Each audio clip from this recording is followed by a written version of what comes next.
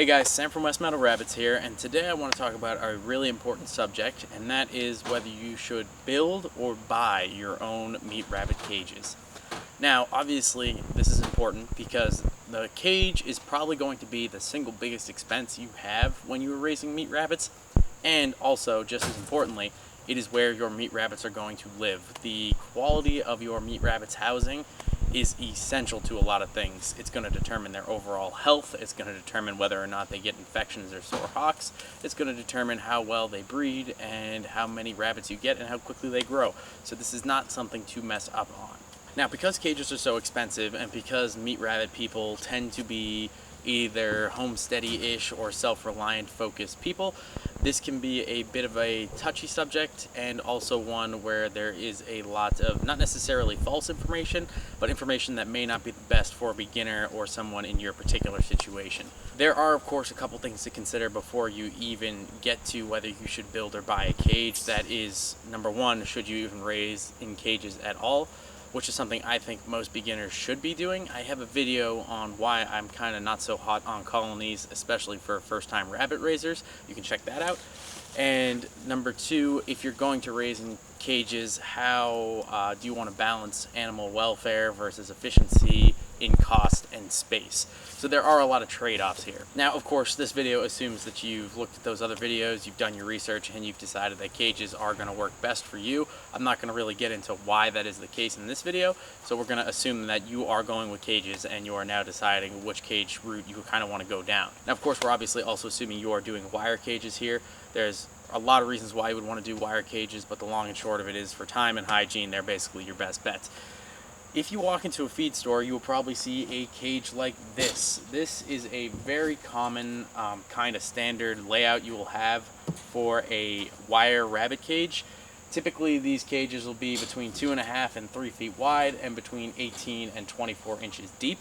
They're usually only 18 inches tall, which is the space from the wire floor to the actual top of the cage. And typically they will come with some kind of manure pan, either metal or plastic, that slides in underneath to catch the rabbit manure.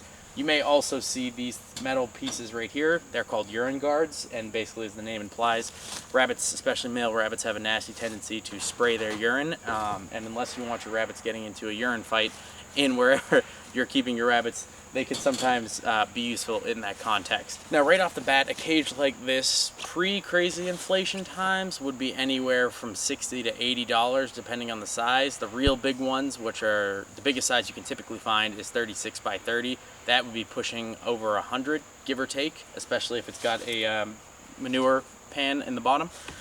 These days, it's kind of hard to tell just how crazy the world's become, but it's definitely more expensive across the board. Now, a couple of things to look at in any cage, whether you want to build or buy. The most important thing, and the thing that's going to have the biggest effect on the price, is the quality, size, and galvanization of the wire that is used to build a cage. I have another quick video on what kind of wire is ideal for cages, especially if you're going to build, but it's also important to know if you're going to buy. It goes over that in detail. It's pretty short. I would check that out. But long story short, with wire, the lower the gauge, the thicker the wire. That means it's going to be more expensive, but it's also going to be more comfortable for your rabbits to stand on because it's not as narrow, so it'll act more like a solid surface rather than a, like standing on really thin pieces of wire will feel like, you're kind of standing on like netting or something like that. The other advantage about thicker wire is it is much more sturdy. Your cage will be a lot more solid. It won't have, bend as easily as you can see this one has, and it will also take longer to rust and fall apart. The next most important thing to look at will be galvanization. Typically, the higher quality cage will be galvanized after weld, and a lower quality cage will be galvanized before weld. So basically what that means is each of these little intersections here on the cage is welded together. Galvanization is basically the process of applying zinc, sometimes chromium and other metals to the outside of the steel, which prevents rusting. If it's galvanized after weld, that means first it was galvanized and then the wire was welded together. The process of welding burns off a lot of the metal that actually does the galvanization, which prevents your cage from rusting. So cages that are galvanized after weld will rust much quicker. The easiest way to tell if your cage was galvanized before weld is to look at each one of these little intersections. You'll notice a black mark that kind of shows that it was, burnt from the welding process. A cage that was galvanized after weld will have a nice gray color over the weld. You can see it won't, the weld kind of looks bulgy, and you'll see that it's all covered in a nice galvanized gray.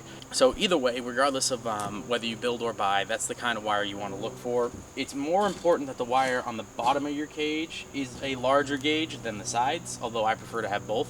14 gauge is typically the lowest you'll see in animal wire products. Basically anything lower than that and it gets extremely difficult to work with and very expensive.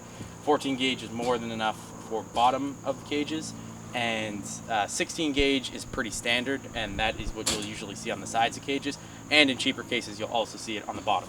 Now for this particular cage, this is a store-bought cage. Most store-bought cages will also have 16 gauge on the bottom of the cage in addition to the walls. Right off the bat, this isn't something I like because that wire is thinner, it's less comfortable for the rabbits, you're more likely to get sore hocks, but more importantly, especially if you're raising a larger meat rabbit like a New Zealand or a Californian, that floor is going to take a lot of abuse. It's not nearly as rigid, a 16 gauge versus a 14 gauge, so it will break and rust faster, essentially costing you money.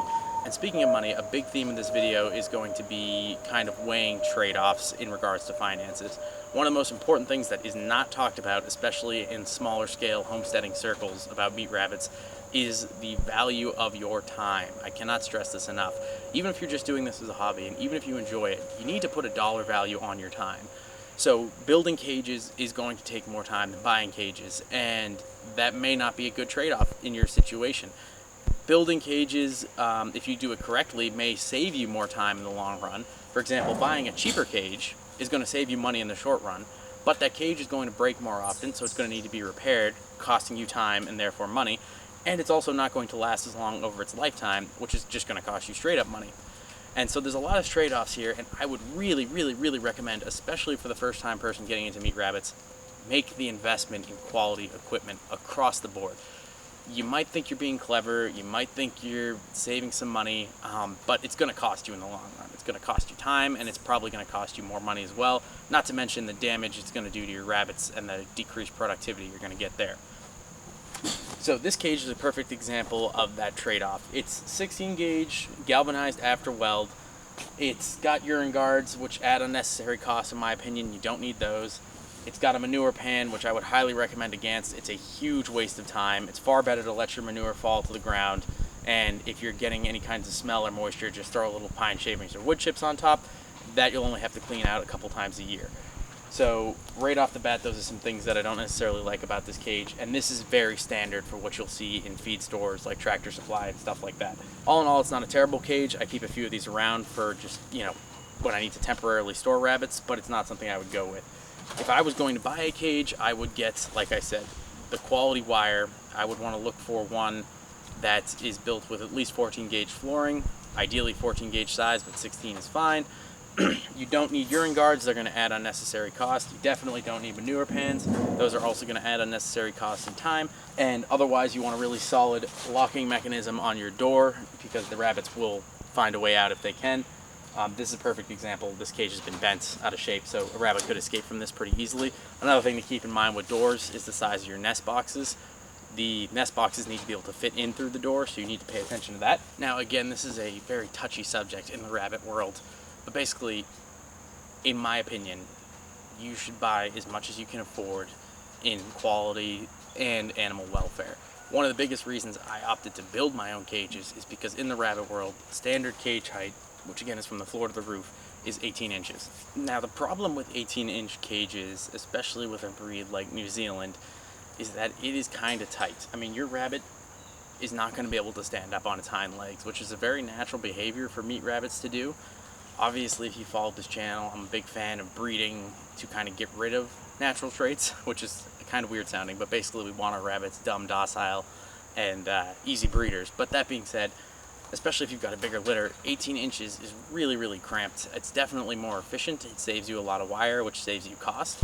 But again, they can't display their full range of natural behaviors, which is something that I like to see. The other thing to keep in mind is the amount of floor space they need. Again, standard size rabbit cages tend to be pretty small, especially store-bought ones.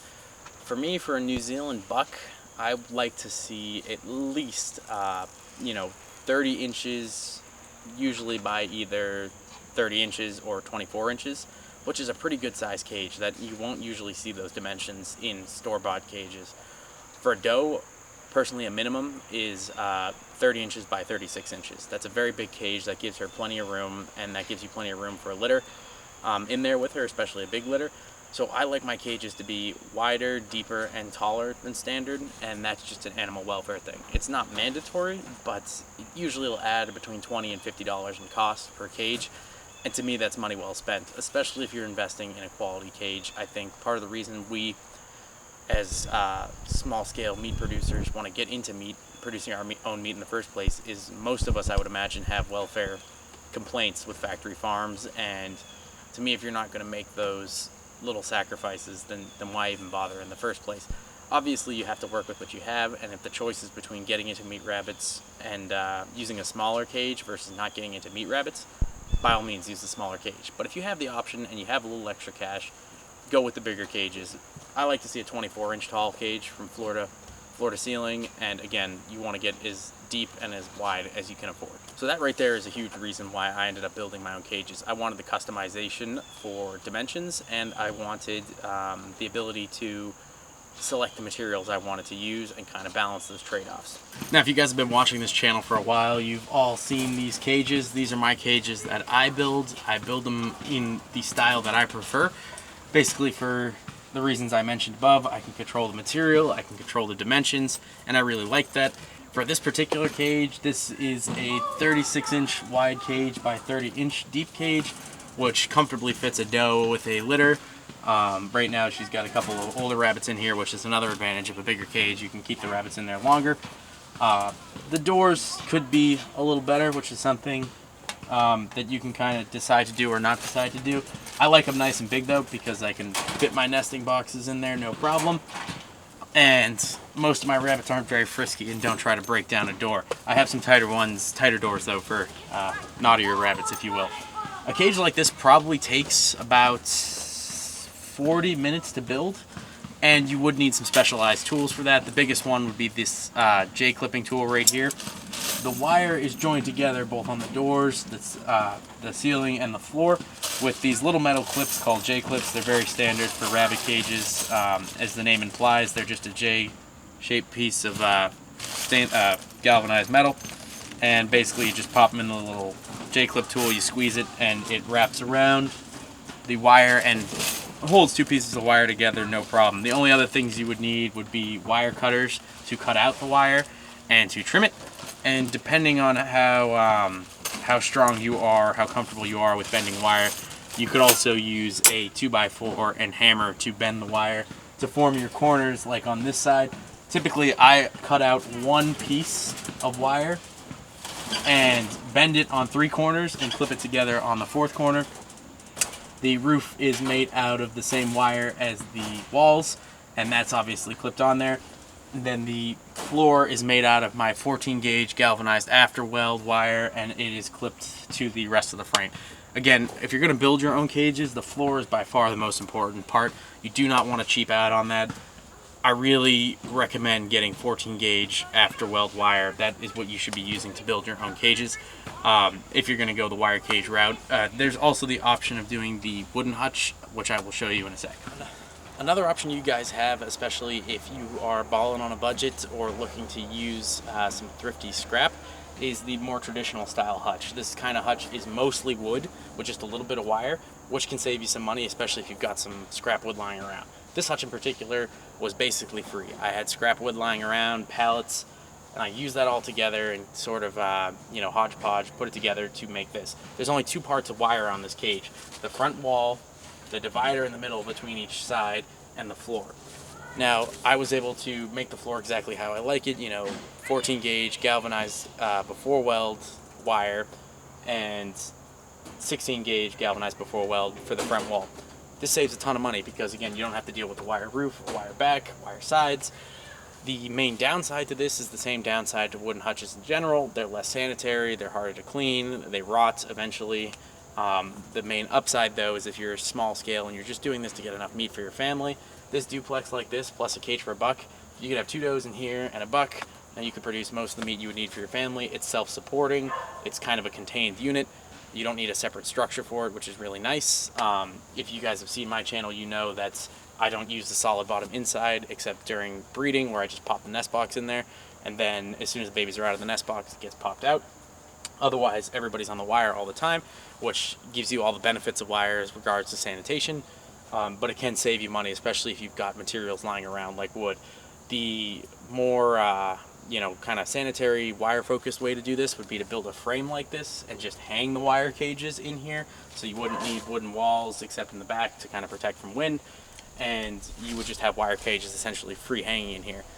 The main obviously disadvantage of that is you are still paying for the wire, but if you can afford the wire and you can build a cage, I really like that method, because again, this is a self-contained unit, and you could even make this 4 or 5 cages in one bank here, and you basically got a square frame that you're hanging the wire cages in.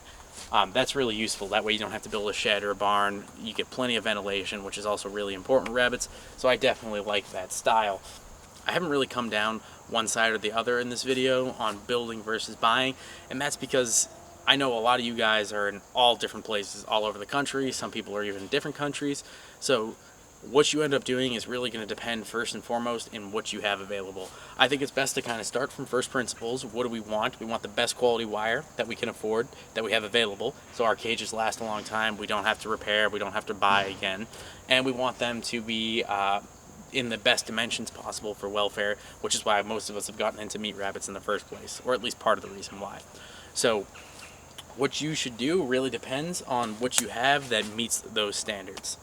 As a perfect example here, if you're able to find a cage that has dimensions like mine inside the pen area that is 36 inches by 30 inches with 2-foot tall ceilings, it's galvanized before weld 14 gauge floors, galvanized before weld 16 gauge walls, and ceiling, if you can find that in a store pre-made, I would definitely buy it, assuming it's not ridiculously expensive compared to building. As I've said before, you don't need urine guards, you don't need a manure pan. That just adds a lot of cost, and it's not worth it for somebody who's breeding rabbits or even just doing it for meat, because it's going to take so much time. I'm all for letting it fall on the ground. If you can find a cage like that for sale, you can run the cost. Typically, a cage that's fully assembled, J-clipped and everything, will be about $50 on average, more than a cage you completely build yourself. On the other hand, if you go online to a rabbit supply company or a rabbit breeder who's building cages in that style, it will usually be shipped to you flat, and you'll have to J-clip it together. You can expect that to be about $20 or $30 more expensive than building your own. But I look at it this way: if you're only going to have 3 or 4 cages, and that's all you're planning on having, and you don't need to, and you're buying quality, you're not really going to need to invest in the tools to do the job, and you may not want to waste your time. That's 4 or 5 hours right there to build those cages, and you may say, screw it, the $80 that it's going to cost me to buy those and get them shipped to me is worth it to save me 5 hours of time. On the other hand, if you're going to be expanding in the future, or you need a lot of cages right up front, usually I would say 5 or more, on materials alone you're going to save money because of economies of scale. Plus you'll learn how to build the cages, which is a nice skill to have, and you can buy wire in bulk, which makes it a lot cheaper, even though shipping is really expensive for wire. Typically wire is sold in 100-foot rolls.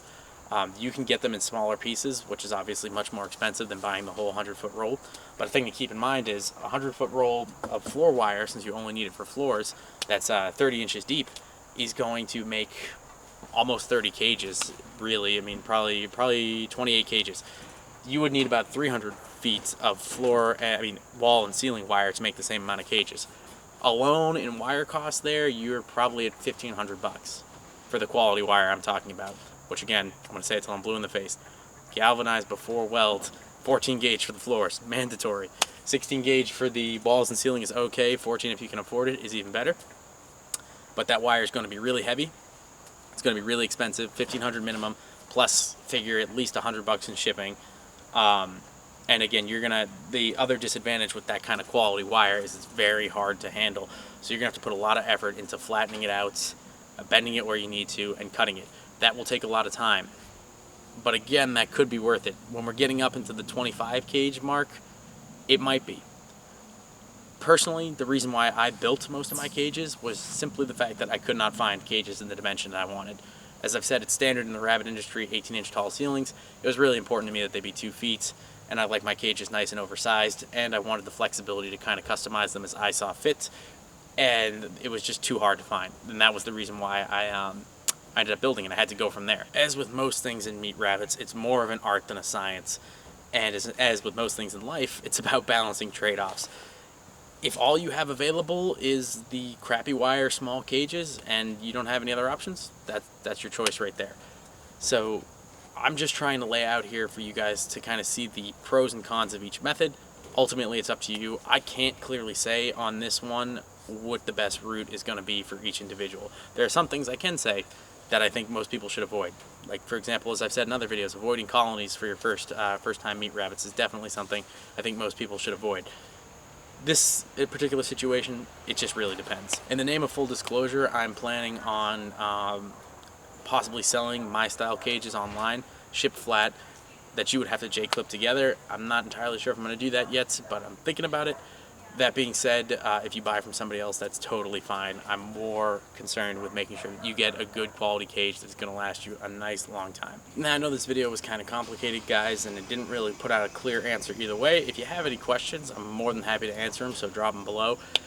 If enough people ask the same question, I may make a follow-up to kind of clarify some stuff. But I hope this gave you kind of a good general outline, at least a starting point when you're doing your research. If you found this video useful, interesting, or helpful, please like, share, and subscribe it. I love to hear from you guys. I love the support. It helps the channel, and it helps spread meat rabbits to the larger world. Otherwise, I will see you in the next one. Thanks again so much for watching.